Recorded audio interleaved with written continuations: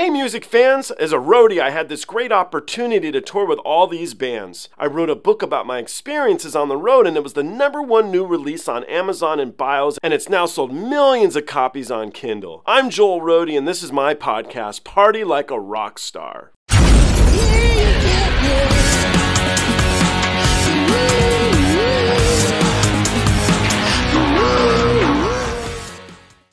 So what's your favorite track? What should we listen to? Taking Off, bro. I found that song at such a pivotal moment in my life. Like that was a very big turning point for me. It was basically when I realized I loved my wife. Like we were just starting, and that song was like the backdrop of like us starting our relationship, and it felt like taking off, which is the name of the song. Okay. But aside from the sentimental meaning that I hold for that, because that part of my life is very special, and that is one of the main songs. Again, going back to admiration for the entire band, from the bass, drums to guitar and vocals. Like it's like every person in that band is firing on all cylinders on this track. I feel like it's probably one of their best tracks in my opinion. Obviously, like I'm biased for reasons, but just when you hear it, man, like it's just mwah. Like you can listen to this song 20 times in a row and you're like, just one more. Do you think would you want to have your wife come in and we do it with her too, or she doesn't want? You want to come hang out? So what do you guys think? Do you think Macy's gonna come hang out with us for this reaction? You'll find out here in a few minutes. My friend here, Taylor Roberts, is a guitar player. He's a singer. He's a guitar player with the band Taproot, and he has his own band called Riding with Killers. He's a bro. You guys were enjoying his reactions, I saw, and I was too. I do like Taylor. He's a good fella. So anyway, I know he's a big One OK Rock fan, and that song Make It Out Alive was released here a few days ago, and I was like, so good, such a good track. So I played that for him, and I'm intrigued to hear what his favorite One OK Rock track is. And so we're going to do this together. We're going to check it out, and hopefully we all enjoy the track. Let's give it a go, and let's find out. Let's do this. Okay, so here we are. We're gonna listen to Taylor's favorite song, and we have a guest.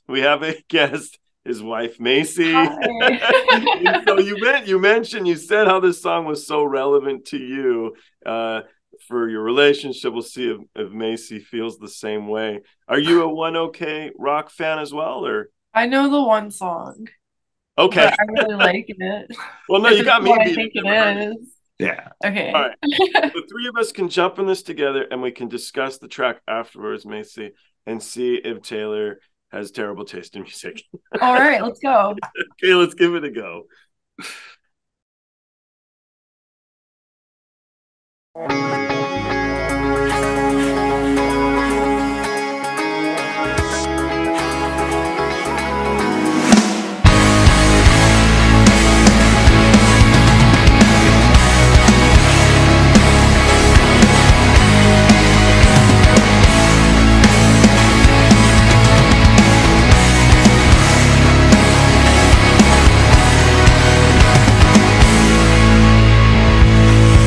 Stuck in the same routine.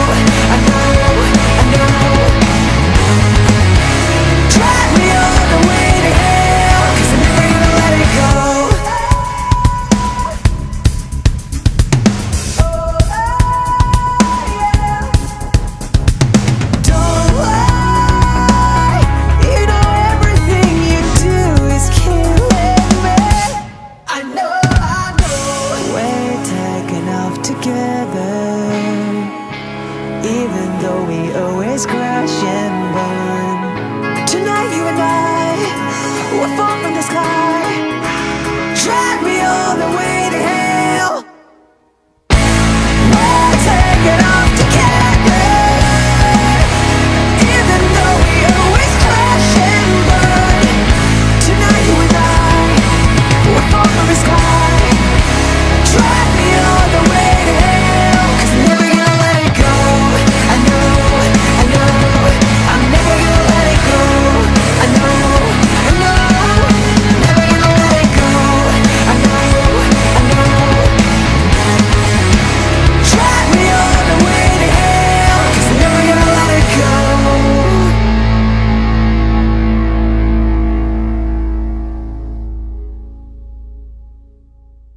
You're such a sensitive soul. Great song, dude. That like the combination of dude, it gets me every time, man. Like so good. It's the right combination of every note, all of them, all the right notes, all the right lyrics, all of it. I think that Make It Out Alive song was so much better. I mean, the thing is, so initially my thoughts were there was like some reverb on his vocals, and I hate that. So right out of the gates, I'm like, dude, why are the producers messing with this guy's voice? So I heard that, and that kind of like turned me off a little bit. And then as it was going, it was like, it's kind of a formulaic track. So I like breaking the formula. But then I'm like, well, Taylor likes this though. So maybe so I understand it. I just, to me, like, so this was, I think it said 2017. Does that sound like about right? Yeah. And what's cool is obviously there's another version where he sticks with English throughout the entire track, but that version, like second verse, jumps back and forth. It's so cool. I like the Japanese stuff so much better. I always say it on here. I so much prefer that. So I'm totally cool with that. I just think from listening to this track here to Make It Out Alive, I can just see growth. I really can. Oh, the Make It Out Alive was straight live, whereas this is a compilation of whatever. So the energy level to me is a little separated. Right. But, yeah. So, but okay. It's still fun. It's a fun tune though. Like that was the one that really like I was like, okay, I'm on board with these guys. Like, let's rock. Let's do this. But that's an interesting one. The stuff that gets you into the bands that you like, whoever it is, and it's not always their biggest track. It used to be the radio. So like I'm a big Blind Melon fan, right? And so everybody knows the one track. Right. And when I started listening to the CDs, in my case, I was listening to CDs. I was like, dude, their stuff doesn't sound anything like the Bumblebee Girls song, and they're awesome. And so you need that. You need that thing to get you on board. For me, it was this Make It Out Alive song. My first listen, I'm like, these guys are so good. That's cool. For me, just to relate that, it's kind of like my favorite Alt J song, which is Hunger of the Pine, is the most un-Alt J song they have. It doesn't or like with Dillinger Escape Plan, like Black Bubblegum, like that song is absolutely incredible. And it was so funny. My friend was like, you should listen to this song. You're going to love Dillinger. And then we went to see them. And I was like, wait, this is not the band that sings Black Bubblegum. Because I had never seen Dillinger at that point. I had no idea what to expect. And they were like, yeah, listen to this track. And it was like, that's like the most un-Dillinger song that they have, but kind of, you know what I mean? Like, it was so funny when I saw them. I was like, what is this? Just straight chaos. All right, Macy. So what are you going to do? You side with Taylor on his sensitive song? His I Love You song? Or do you agree with me? So I didn't listen to the other song. I'll be real with you. That's true. You weren't on that one. I was not here for that. But I think the one that I know is a straight banger. Like, it's fun. It's catchy, but it's fun. I like it. Good. All right, cool. But we have an overall consensus then. It's 2 against 1. But I actually didn't dislike it. I didn't dislike it. I'm giving you a hard time in all honesty. But I do think that the newer stuff just seems like, it takes time to fit in your shoes where you're comfortable and you can, like, you got the je ne sais quoi or whatever. You can cruise. This is your home. You've been on the stage for years. Oh, yeah. I felt that a lot more. Do you feel like they found more like their sound in the newer song? Yeah, there was. I'm gonna have to listen to it later. It's a great track. It really is. Yeah, yeah, but you'll be singing it by the second chorus comes around. You already kind of know where you're at, like, and they have that ability, like they can instantly transport you and retain your attention just like that. So I mean, you'll like it. Like, there's no doubt in my mind. But make it out alive. I mean, that's a much more difficult song to sing. His voice is going in different directions, and I'm listening to all of it, and it's just spot on. And I didn't hear any reverb stuff in that, and so I'm wondering if it's this guy too, because I would assume in 2017 his English wasn't as good as it is now. It's a safe assumption, and so. I wonder if his command. Do you guys listen to Måneskin, the Italian band? Really, really great stuff too. But he now, like the new stuff they just released, which is worth checking out, by the way. It's a song called Valentine. It's really good. But what's really cool about the new stuff is his English is getting, you can't even detect an accent or anything, so it just takes time to start like formulating. Anyway, I'm going to listen to your song again myself and see. Hey, well, there's things, it's factors. When you first listen to a track, are you in your car? Were you in a car? Was your best friend? How are you feeling?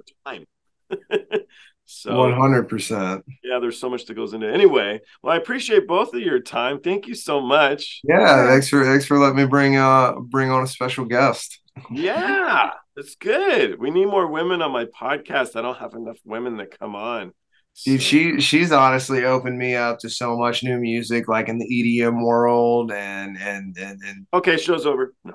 I'm kidding. Okay.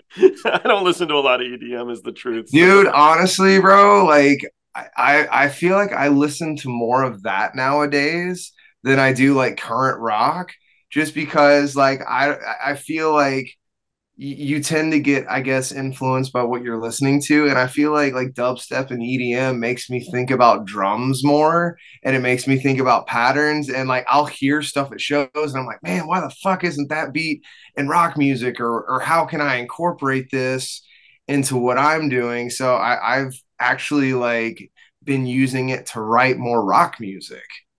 Oh. Weirdly enough, like it makes me play my guitar more, That's awesome. And again, of course, like if I hear a song that I like subconsciously, I might try to emulate it, whether or not I'm realizing it. And like, I don't want to do that. You know what I mean? Like with my own stuff, I want to try to find something that, and I mean, there's only 24 notes and really 12 if you think about it, but like, there's only so much you can do. But if I'm not listening to the current rock trends, but I'm listening to EDM, maybe I won't copy or write something along the same lines. Who knows? So yeah, I don't know. Inspiration comes in different vessels, so it's cool. Is that upstairs that I'm smelling? Or... So. The fuck are they cooking, dude? I don't know, dude. They were moving stuff around in there. Like it's not. It's not good. It's not good. Okay. It's not good. Guys, thank you. I look forward to seeing you on the next one. I do appreciate your time. Thank you, guys. Thank you. Have a good night. All right, guys.